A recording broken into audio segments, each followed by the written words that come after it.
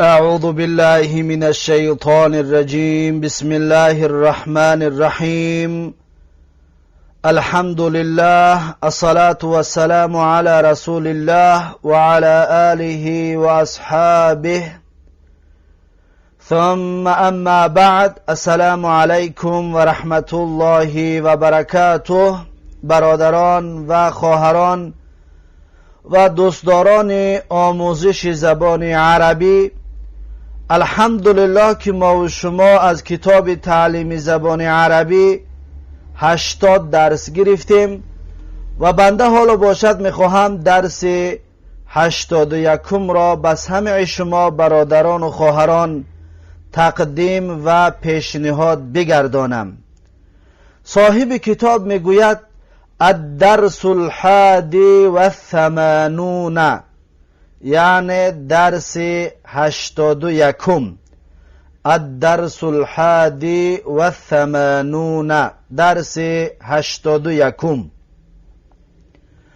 درس 81 به مثل درس های گذشته کلمه های نو برای حفظ کردن دارد که این کلمه ها باید حفظ کرده شوند. اولین کلمه ای که میارد میگوید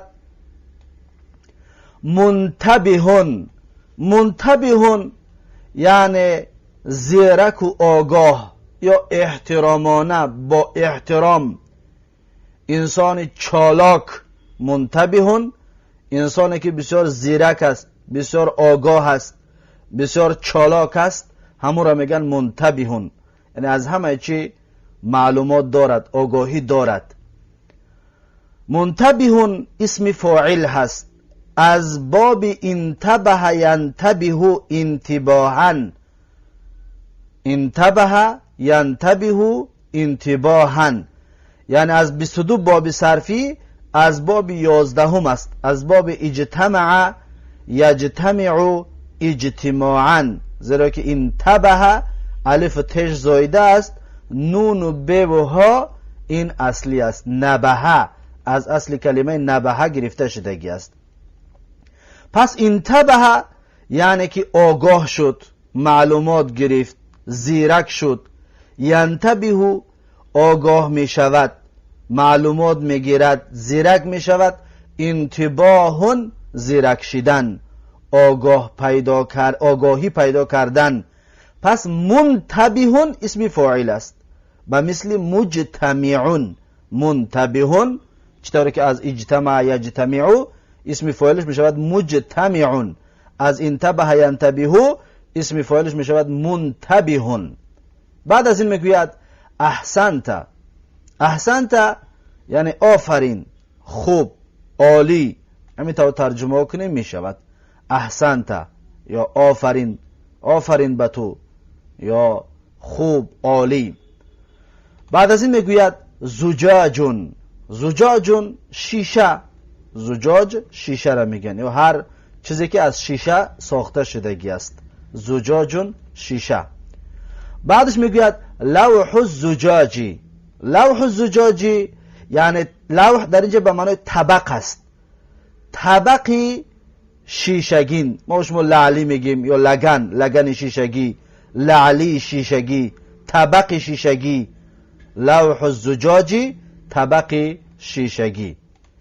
بعد از این میگوید خطأ. خطأ یعنی از روی خطا.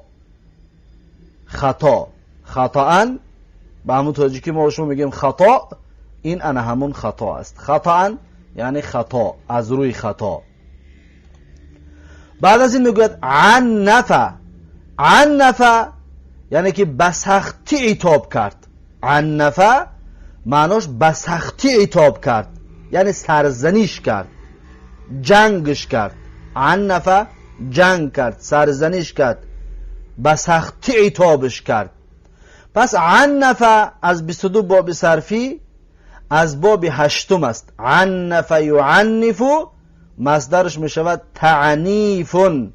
عنف سرزنشش کرد، جنگش کرد، یا بسختی عتابش کرد. یعنف سرزنشش میکند یا جنگش میکند، بسختی عتابش میکند. تعنیفون عتاب کردن، سرزنش کردن، جنگ کردن. پس این هست معنایش از باب هشتم، از باب فرح یفرح تفریح، عنف یعنف تعنیف. بعد از این میگه ببطء، ببطء یعنی با آهستگی، آرامانه، با آهستگی، آرامانه. بعدش میگوید فی طریقه الی، در راهش بسوی، در راهش بسوی، فی طریقه الی یعنی دوام دارد گپ، و در راهش بسوی. بعدش میگوید اهلا و سهلا و همچنین مرحبا بکم، همه اینا یک معنی دارد. اهلا و سهلا یا مرحبا بکم یک معنی دارد، معناش که خوش آمدید، یعنی که این برای پذیرایی مهمان است، برای لفظایی که برای مهمان قبول کردن این سخنها گفته می شود.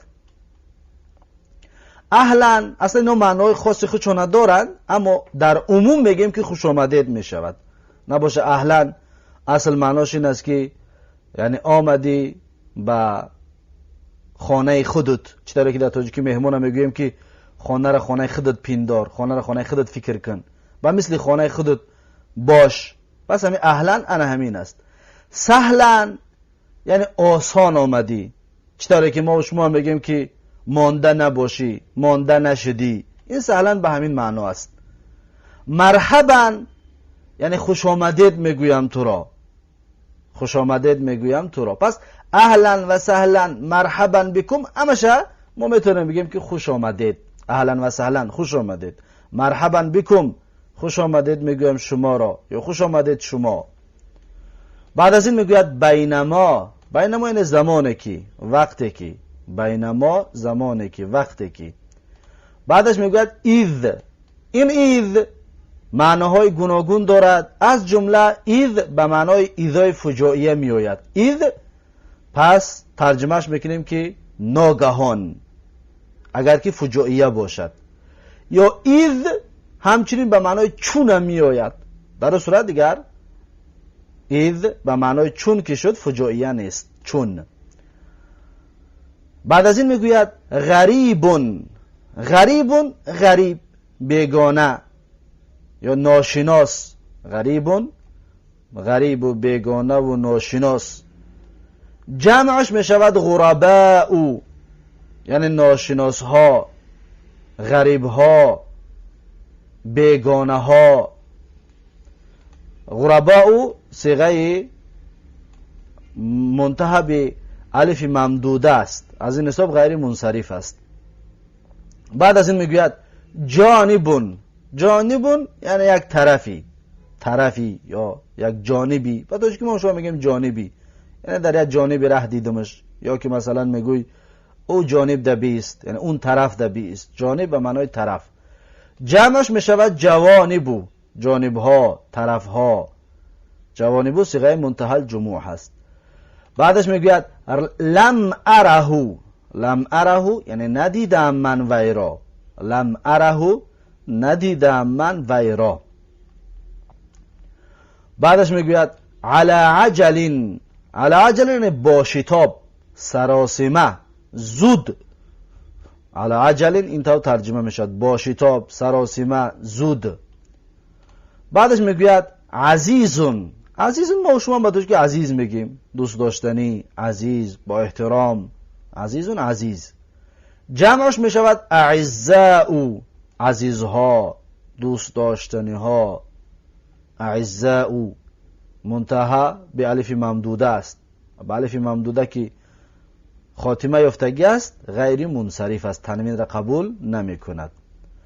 بعدش میگوید صادفه، صادفه به معنای روبرو شد، صادفه و مثل قابله هر دوش معناش یک چیز است، یعنی روبرو شد، یعنی یک دیگر رو دیدن.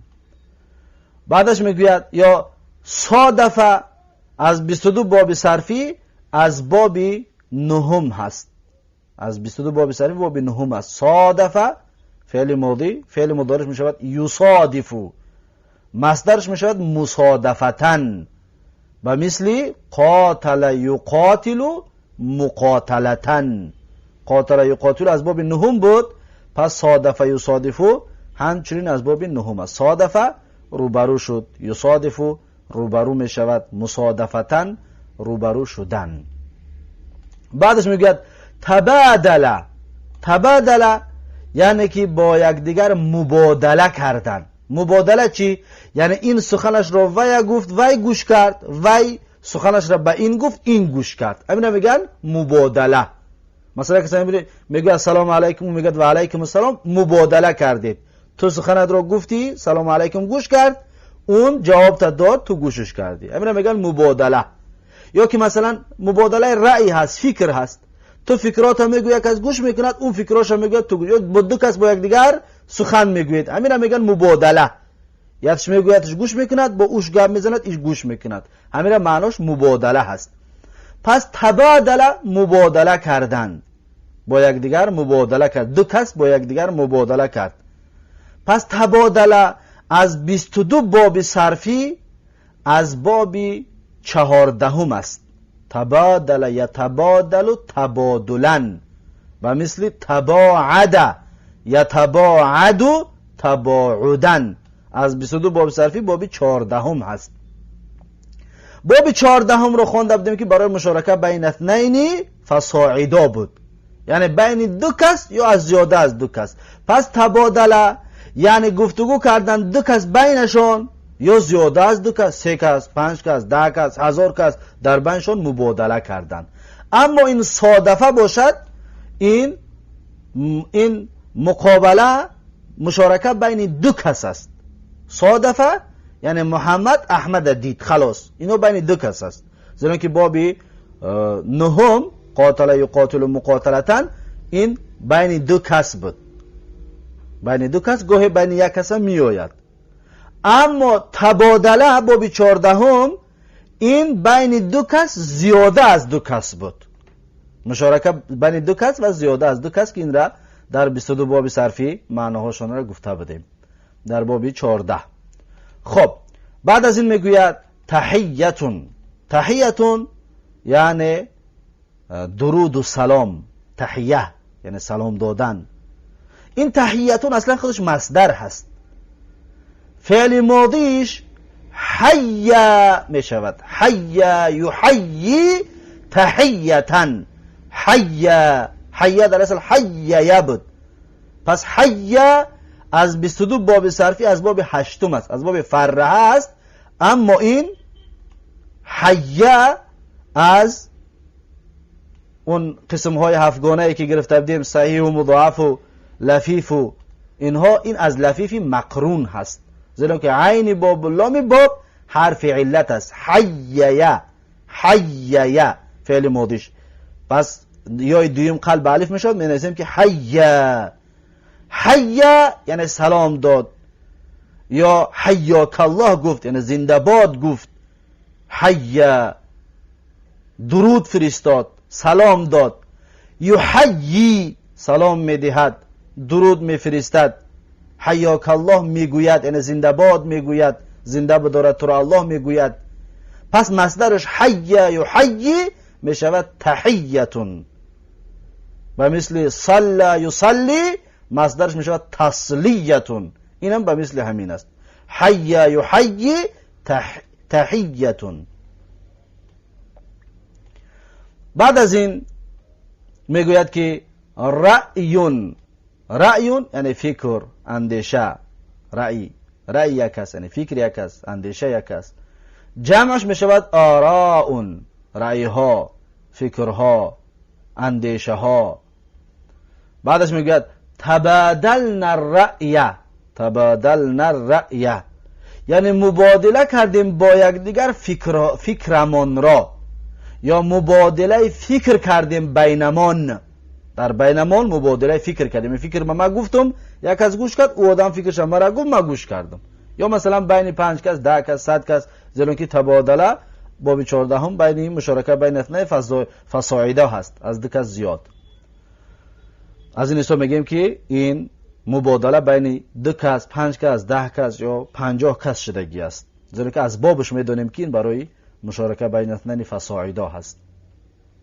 بعدش میگوید ها قد جاء. ها برای تنبیه هست. ها یعنی آگاه باش که واقعا آمد. ها قد جاء، آگاه باش واقعا آمد. اینها برای تنبیه است. بعد از این میگوید منجمون. منجمون یعنی معدن یا کان میگوییم. معدنی طلا است، معدنی نفت است، و معدن هر چیزی که باشه رو میگن منجم. معدن آهن است، کان آهن، هر چیزی که باشه رو میگن منجم. منجمون. جمعش میشود مناجمو. مناجمو معدن ها. پس منجمون اگر که این را منجمون بخونیم، منجم ستاره شناس رو میگوین. منجم ستاره شناس. اما منجم بخونیم به معنای معدن می آید.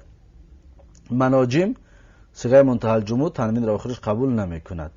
بعد از این میگوید عاملو منجمین. عاملو منجمین یعنی کارگرانی معدن، کارگرانی کان، کارگرانی معدن. عاملو منجمین، کارگرانی معدن. بعدش میگوید لعبون. لعبون بازی. لعبون بازی. جمعش میشود العابون یعنی بازی ها. العابون یعنی بازی ها. بعدش میگوید ریاضیون. ریاضیون یعنی ورزشی. ریاضیون ورزشی. بعدش میگوید العابون ریاضیتون یعنی بازی های ورزشی. العابون ریاضیتون بازی های ورزشی. پس العابون منعوت است، ریاضیتون نعت است برای العاب، زیرا اینکه العاب جمع غیر عاقل است، با مفرد مؤنث ریاضیتون صفتش میکنیم. بعدش میگوید فترة الاستراحتی. فترة الاستراحتی یعنی زمان استراحت، زمان دمگیری. فتره زمان، وقت، وقتی استراحت کردن، دم گرفتن، وقتی استراحت، وقتی دم. فترة الاستراحتی زمان دم گرفتن. بعدش میگوید تمازح. تمازح یعنی هزل و شوخی کرد. هزل و شوخی کرد. تمازح. پس تمازح از 22 باب صرفی همچنین از باب 14 هست. تمازح یتمازح تمازحا و مثل تباعد یتباعد تباعدن. از 22 باب صرفی باب 14 هست. اینم مشارکه بین اثنین فصاعدا است، یعنی دو کس زیاده از دو کس. تمازح که یک کس بگوید میدونیم که دو کس شوخی کردن، یا 5 کس، 10 کس، 100 کس بین خودشون شوخی کردن، هزل کردن. تمازح هزل و شوخی کرد. یا تمازح هزل و شوخی میکند. تمازحا هزل و شوخی کردن. از باب 14 هم از 22 باب صرفی. بعدش میگوید شغلون. شغل یعنی کار. شغل کار. جمعش میشود اشغالون. اشغالون یعنی کارها. اشغالون یعنی کارها. بعدش میگوید بلا شغلین. بلا شغلین بیکار. بلا شغلین بیکار. بعدش میگوید فرضون. فرضون به معناهای گوناگون میآید. مثلا به معنای فرض میآید. فرض اگر در شریعت باشه، مثلا نماز فرض است، روزه فرض است.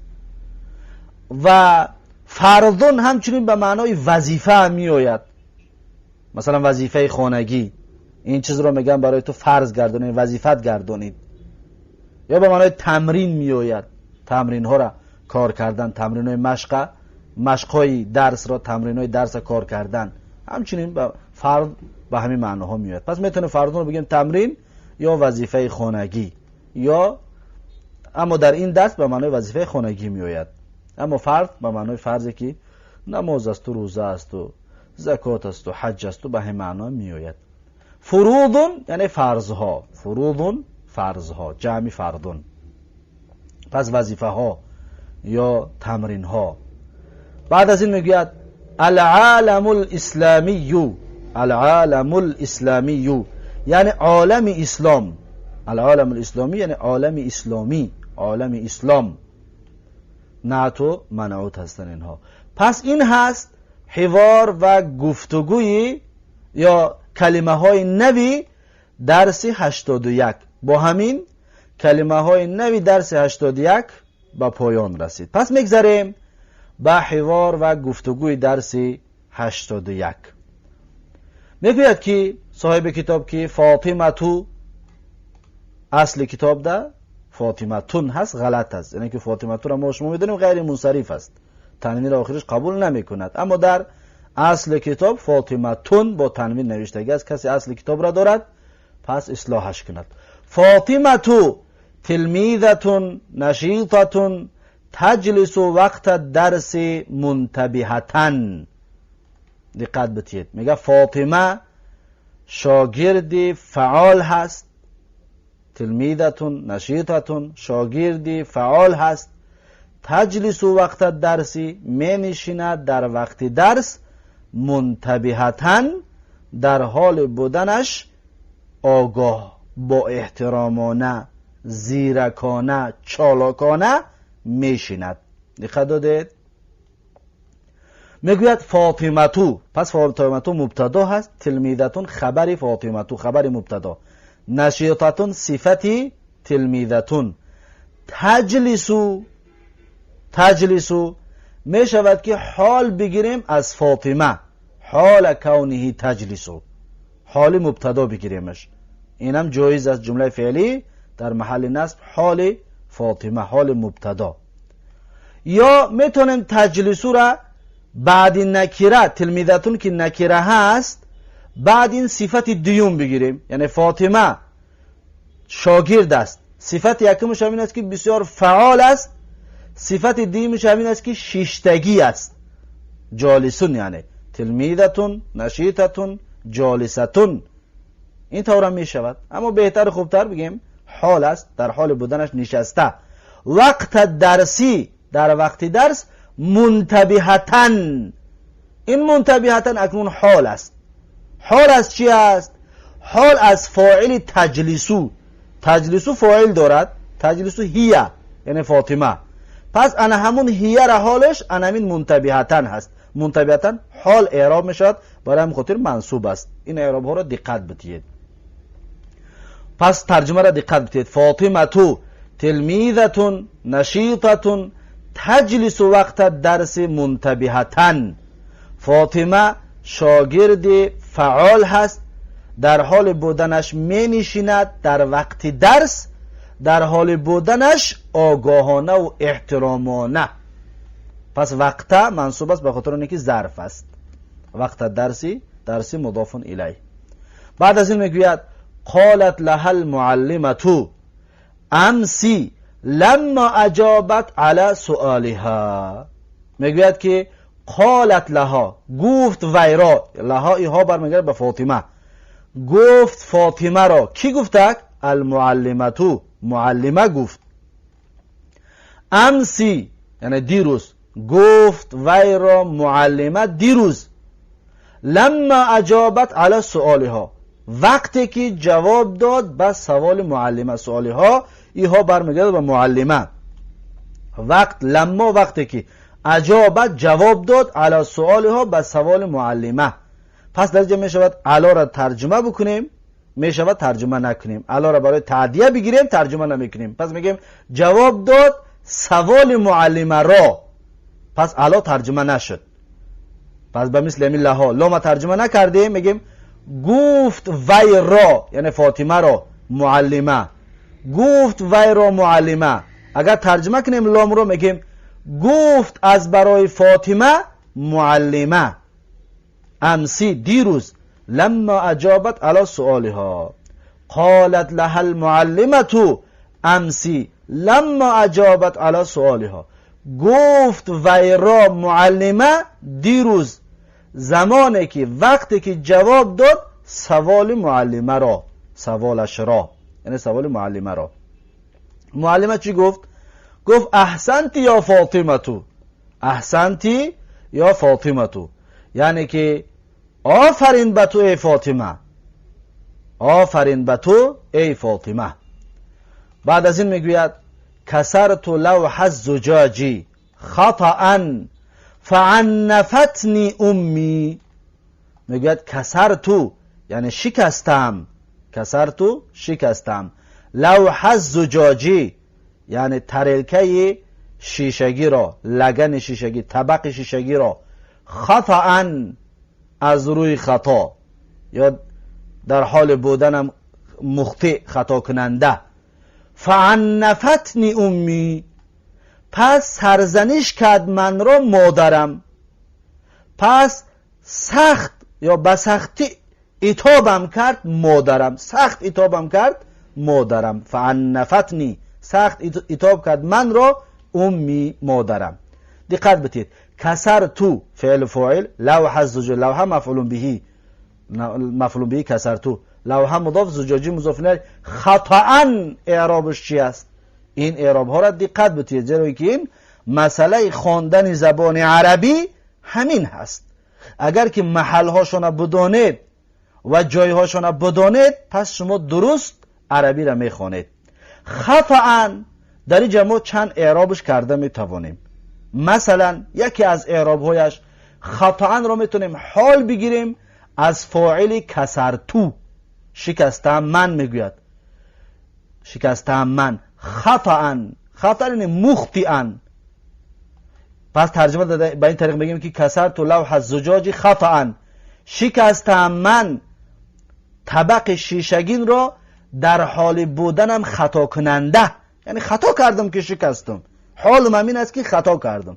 پس خطأ در اینجا حال می شود. این یک اعراب. اعراب دویم داریم، خطأ نائب از جای مفعول مطلق است، نائب از جای مفعول مطلق است. پس جمله این طور است، کسرتو لوح الزجاجی کسرا خطأ، کسرا خطأ. پس ترجمهش می شود شکستم طبق چوبین را شکستنی خطایی، یعنی با خطا شکستمش. خطأ در اینجا نائب از جای مفعول مطلق. پس دو اعراب کردنش جایز است، حال از کسرتو از فاعل کسره یا مفعول مطلق برای کسره، برای نائب از جای مفعول مطلق. زیرا که کسرتو کسرن خطأ، کسرن را ما حذف کردیم، خطأ را در جاش ماندیم، شد نائبی مفعول مطلق. فعنفتنی امی، پس سخت عتاب کرد مرا مادرم. بعدش میگوید رأیت شیخا یسیر ببطء فی طریقه الی المسجد للصلاة، یعنی دیدم موی سفید را، شیخا یعنی موی سفید را، یسیر ببطء راه میرفت آهسته آهسته آرامانه، فی طریقه الی المسجد در راهش به سوی مسجد، للصلاة برای نماز. رأیت شیخا یسیر ببطء فی طریقه الی المسجد للصلاة، دیدم موی سفید را راه میرفت آهسته آهسته در راهش به سوی مسجد برای نماز. اکنون رأیت فعل و فاعل، شیخا مفعول به، رأیت یسیر جمله فعلی صفت شیخا، شیخا نکره است. ما قاعده را بارها تکرار کردیم که بعد نکره جمله صفت می شود. پس شیخا نکره است، یسیرو صفت شیخ، یعنی در حال بودنش، معذرت میخوام، صفت شیخ همین است که آهسته آهسته می رود در راهش به سوی مسجد برای نماز. بعد از این میگوید بینما انا اسیر على عجل فی طریقی الى المحطة اذ صاح بی من جانب الطریق رجل غریب لا اعرفه ولم اره قط. دقت دادید؟ میگوید بینما، زمانی که، وقتی که، انا اسیرو، من اسیرو میرفتم، یعنی اسیرو سیر میکردم، میرفتم، علی عجل با شتاب، سراسیمه، تیز میرفتم، فی طریقی الی المحطة در راهم به سوی ایستگاه، به سوی محطه، به سوی ایستگاه. اذ صاح بی من جانب الطریق رجل غریب، اذ در اینجا به معنای فجایی است، ناگهان، یعنی در راهم به سوی ایستگاه میرفتم، اذ ناگهان، صاح فریاد کرد، بی این به برای تعدیه هست، به را ترجمه نمیکنیم، فریاد کرد من را ترجمه میکنیم. به صاح فعل لازم است، با این حرفی بقتی متعدیش کردیم. اذ ناگهان فریاد کرد من را من جانب طریقی، از یک طرف راه، از یک جانب، از یک طرف، از یک جانب راه، رجل غریب، مردی غریبه، رجل غریب، مردی بیگانه، لا اعرفه، نمیشناسم من وی را، ولم اره قط، و ندیده بودم وی را هرگز، ولم اره قط، و ندیده بودم وی را هرگز، یا تا به هنوز ندیده بودمش. دقت دادید؟ میگه بینما انا اسیرو على عجل فی طریقی الى المحطه اذ صاح بی. بیره گفتیم برای متعدی است، این یا در محل نصب مفعول به است. من جانب طریقی رجلون، این رجلون برای چی مرفوع است؟ رجلون برای چی گفتیم؟ نگفتیم رجلان، رجلین. چرا رجلون غریبون میگوییم؟ زیرا که رجلون فاعل صاح است. صاح فریاد کرد من را. کی فریاد کرد؟ فریاد کننده کی است؟ فاعل کی است؟ رجلون غریبون، مردی بیگانه. رجلون فاعل است، غریبون صفتی رجلون هست. لا اعرفه، نمیدانستم من وی را، لا اعرفه، نمیدانستم، نمیشناختم من وی را. ولم اره قط، این قط را در سوی گذشته بیان کرده بودیم که قط اگر که شده داشته باشد، بالاش ضمه باشد، پیش از خودش نفی آمدگی باشد، به معنای ظرف زمان لاستغراق الماضی می آید. پس اینجا ده انا همون ظرف زمان لاستغراق الماضی است. اینجا ده انا همون است. دقت داده؟ چرا؟ زیرا که لم اره، لم نفی آمده پیش قطو. این قاعده را فراموش نکنید. قطو مبنی علی الضم فی محل نصب ظرف اعراب می شود.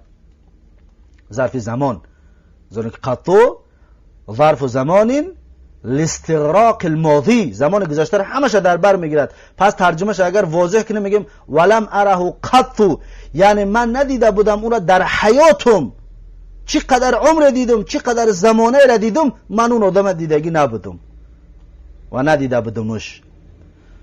بینما انا اسیر على عجل في طریقی الى المحطه اذ صاح بی من جانب الطریق رجل غریب لا اعرفه ولم اره قط. زمانی که من میرفتم سراسیمه با شتاب در راهم به ایستگاه، ناگهان فریاد کرد مرا از یک طرف راه مردی ناشناس، مردی بیگانه، نمیشناسم من وی را و ندیده بودم وی را هرگز، تماما ندیده بودمش. بعد از این میگوید عدنا معلمنا المریض فقال لنا، عدنا یعنی عیادت رفتیم، به عیادت رفتیم ما، یا به عیادت رفتیم ما معلممون را که بیمار است، معلمی بیمارمون را، معلممون را که المریضه صفت معلمه منصوب است، معلمه المریضه برای منصوب است، صفتش است. معلممون را که بیمار است، معلمه مفعول به عدنا است، عدنا فعل و فاعل، معلمه مفعول به، معلمه مضاف، نا مضاف الیه، المریضه صفت معلمه. عدنا معلمنا المریضه یعنی خبر گرفتیم ما یا عیادت کردیم ما معلمی بیمارمون را. فقال لنا، پس گفت معلم برای ما یا گفت معلم ما را. این بعد قال الله میآید، میشه و ترجمهش کنیم، میشه و ترجمهش نکنیم. فقال لنا، پس گفت ما را یا گفت برای ما. چه گفت؟ اهلا و سهلا یا اولادی، اهلا و سهلا یا اولادی، یعنی خوش آمدید ای فرزندانم. مرحبا بکم، همچنین خوش آمدید شما، مرحبا بکم، خوش آمدید میگویم شما را.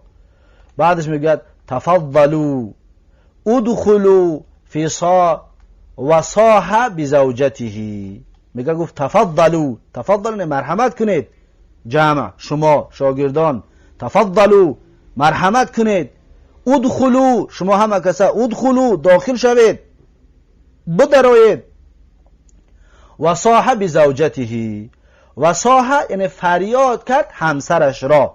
این به برای تعدیه صاح است، برای خاطر بیره ترجمه نمیکنیم. و صاح بزوجته، و فریاد کرد همسرش را، تفضلوا ادخلوا و صاحب زوجته، مرحمت کنید داخل شوید، و فریاد کرد همسرش را، زنش را. خب فریاد کرد چی گفت؟ گفت که احضری لنا الشای و قدمی لنا الطعام ها قد جاءنی اولادی الاعزاء. ببینید میگد که احضری لنا الشای، یعنی حاضر کن برای ما چای را. احضری یعنی حاضر کن برای ما چای را. و قدمی لنا الطعام، و پیشکش کن برای ما طعام را، خوراک را، غذا را. ها قد جاءنی، آگاه باش که واقعا آمده است نزد من. جاءنی آمده است پیش من، نزد من. اولادی الاعزاء، فرزندان با عزتم، فرزندان عزیزم. دقت دادید؟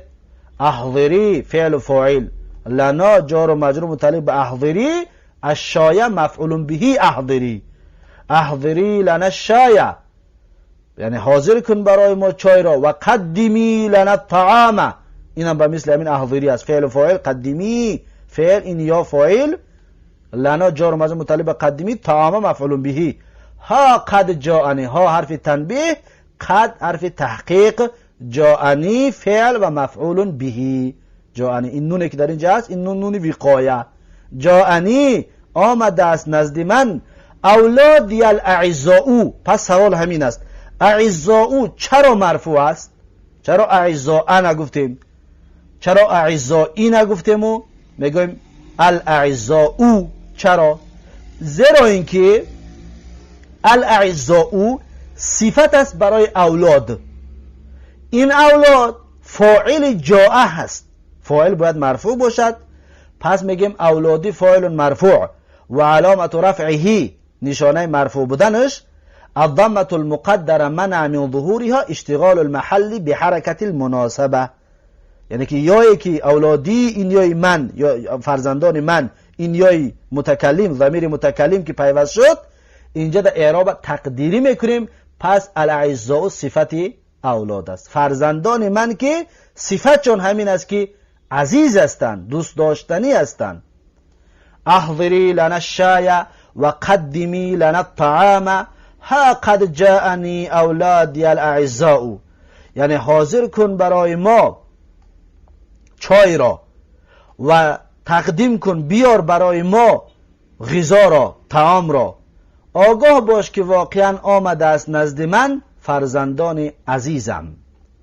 بعد از این میگوید الیوم صادفت عمر و تبادلت معه التحیه ثم تبادلت معه الرأی فيما سندرسه من الكتب بعد هذا الكتاب.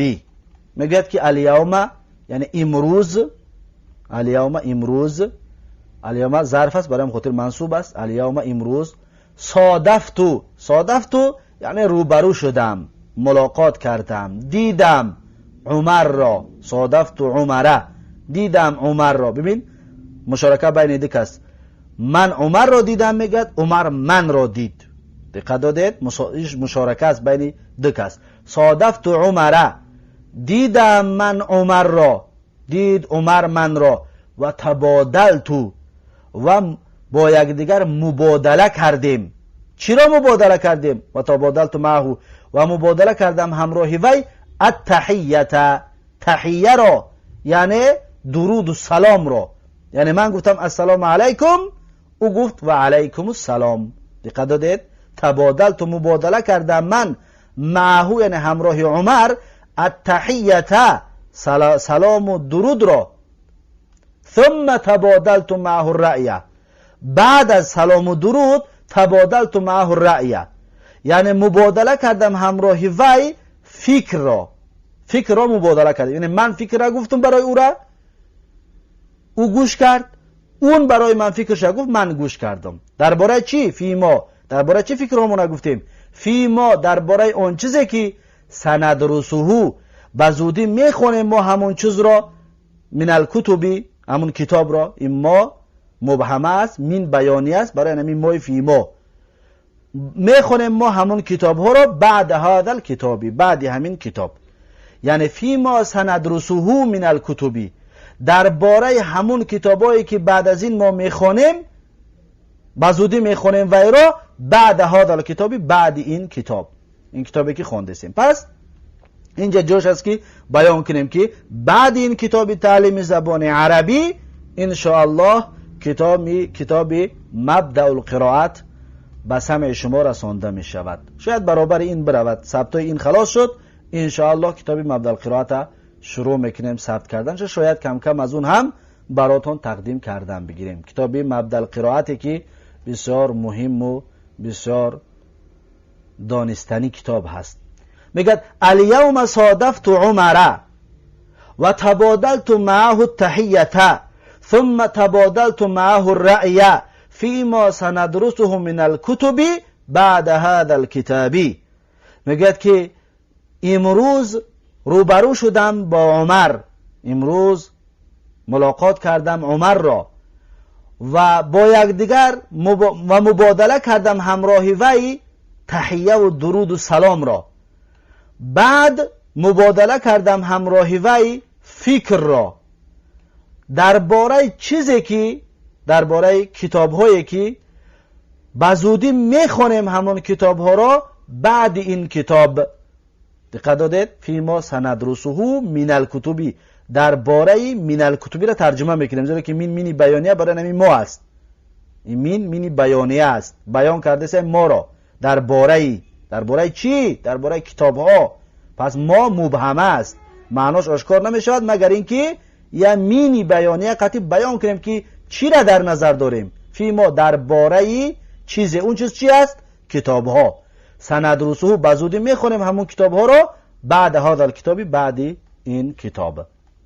الیوم ظرفش برای همون منصوب است، صادفت فعل و فاعل، عمر مفعول به و تبادلت فعل و فاعل معه ظرف، التحیه مفعول به تبادلت، ثم حرف عطف تبادلت فعل و فاعل معه همچنین ظرف مضاف مضاف الیه، الرأی مفعول به فیما سندرسه، درباره چیزی که سندرسه من الکتب، من بیانیه کتبی اسم مجرور، بعد هذا الکتابی، بعد مضاف، بعد ظرف برای مخاطر منصوب است، مضاف هذا مضاف الیه، الکتابی بدل از هذا.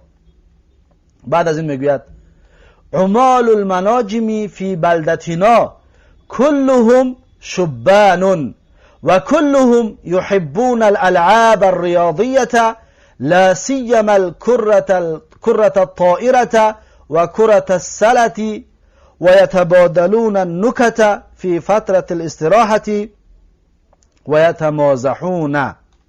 میگوید که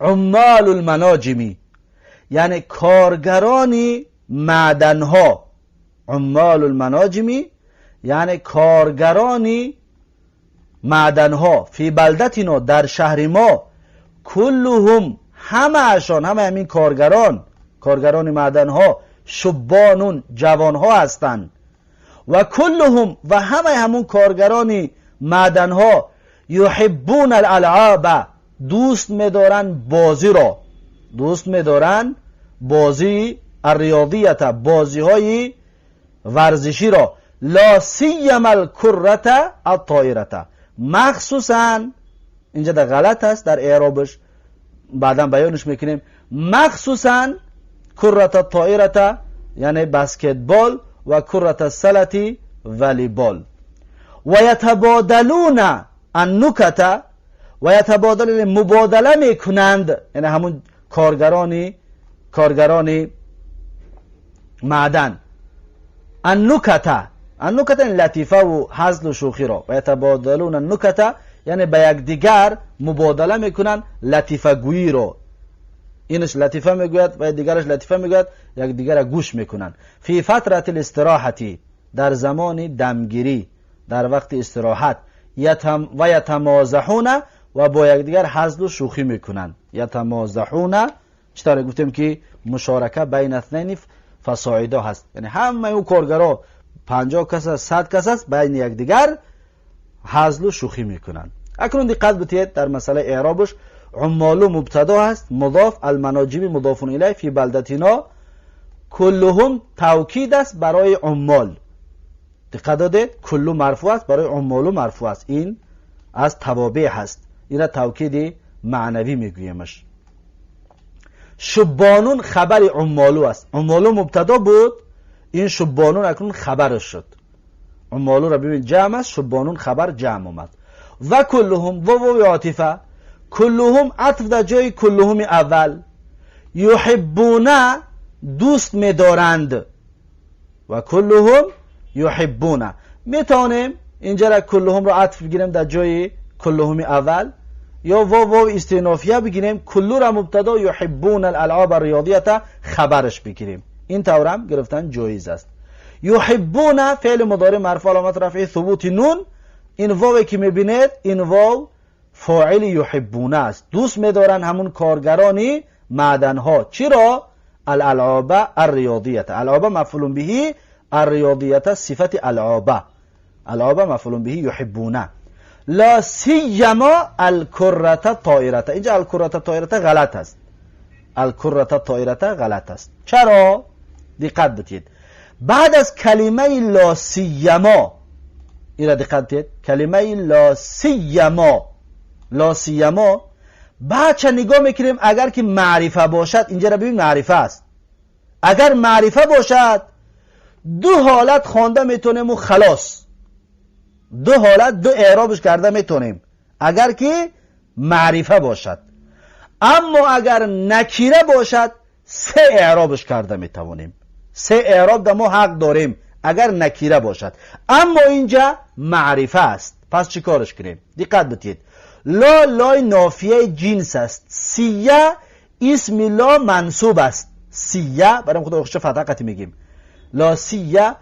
اکنون این ما را ما میتونیم بگیم که مای زائیده، اگر ما را مای زائیده بگیریم بگیم ما مای زائیده است، سیه مضاف می شود، الکرتی می شود، اینجا الکرتی الطائرتی، الکرتی الطائرتی، باز اینش هم و کرتی این هم کسره می شود. چرا؟ زیرا که این عطف است در اولینش، پس به این طریق می شود.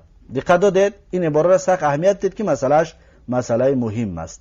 ببینید چی میگه لا سیما الکرتی الطائرتی و کرتی السلتی. دقت دادید اگه اعرابش لا لا نافیه جنس، سیه اسم لا، ما زائده، الکرتی مضاف الیه، سیه مضاف است، الکرتی مضاف الیه برام خاطر مجرور شد. دقت دادید برام خاطر مجرور شد. الطائرتی صفت الکرتی است، واو عاطفه است، کرتی عطف در جای الکرتی اول هست، کرتی مضاف، السلتی مضاف الیه می شود. این یکم اعرابش. دویم اعراب ما گفتیم اگر معرفه باشد دو اعراب داریم. دویم اعرابش لا سیما، ما را زایده نمیگیریم، این ما را مای موصوله میگیریم. پس در این صورت ما میگیم الکرتو، دقت دادید الکرتو الطائرتو، الطائرتو و کرتو ایرم مرفوع میکنیم زیرا اینکه این عطف است، و کرتو. دقت دادید انا این طور میشود، میشود که لا سیما الکرتو الطائرتو و کرتو السلتی، این طور خونده میشود. اعرابش میشود که لا لا نافیه جنس، سیه اسم لا نافیه جنس، سیه مضاف، ما مای موصوله مضاف الیه، این ما را اکنون زایده نمیگیم، ما را مای موصوله میگیم با معنای الذی، لا مای موصوله مضاف، الکرتو خبری مبتدای محذوف، الکرتو را در اینجا میگیم خبری مبتدایی که واجب است اون مبتدا را ما حذف کنیم، اون مبتدا را ظاهر کردن ممکن نیست.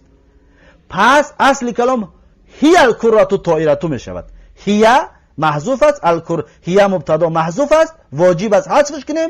الکرتو خبری هی است، الطائرتو صفت الکرتو است، واو عاطفه کرتو عطف در جای کره اول، کرتو مضاف، السلتی مضاف الیه. دقت دادید؟ پس هی الکرتو طائره، یعنی این خبری مبتدای محذوف جمله اسمی سیله مای الذی می شود. این ما را گفتیم مای موصول است کو به معنای الذی، سیله انا همین می شود. دقت دادید؟ انا همین دو اعراب کرده ما میتونیم، زیرا اینکه الکرتو معرفه است، اما خودش نوشتگی بود که الکرته، یا کسی کتاب رو دارد اصل کتاب رو نوشتگی الکرته الطایرته، اون خطا است از دیدگاه اعراب. خب این بود مسئله این معرفه. اما بعد لا سیما اگر نکیره باشد، همین الکرتی اگر نکیره میشد، سه اعراب کردنش جایز بود. او را خلاصه اش را میگویم و در جاش که آمد به توضیح میتیم. در این صورت میگیم لا اگر که نکیره باشد، لا نافیه جنس، سیه اسم لا، پس انا همون ما را میتونیم زایده بگیریم، پس بعدش نکیره آمدگی است مضاف الیه میشود. این یک اعراب. دویم اعراب اگر نکیره باشد، لا نافیه للجنس سیه اسم لا، ما میتونیم مای مبهمه بگیریم، مای مبهمه. پس اگر که ما مای مبهمه گرفتیم، اون نکیره که بعدش آمدگی است، مثلا اگر همین کره باشد میگیم کرتن، منصوبش میخونیم. چرا؟ زیرا که تمیز شود برای مای مبهمه، مای مبهمه دا تمیز شود، پس در اون صورت تمیز میشود اون نکیره که بعدش است. این دویم حالتش اگر نکیره باشد. سوم حالتش لا نافیه جنس سیه اسم لا، ما را موصوله میگیریم با الکرتو را، در این صورت خبر مبتدای محذوف میگیریم، چطوری که الکرتو را حاضر صفت خبر مبتدای محذوف گفتیم. پس این سه حالت جاش که آمد انشاءالله با توضیح خواهیم داد.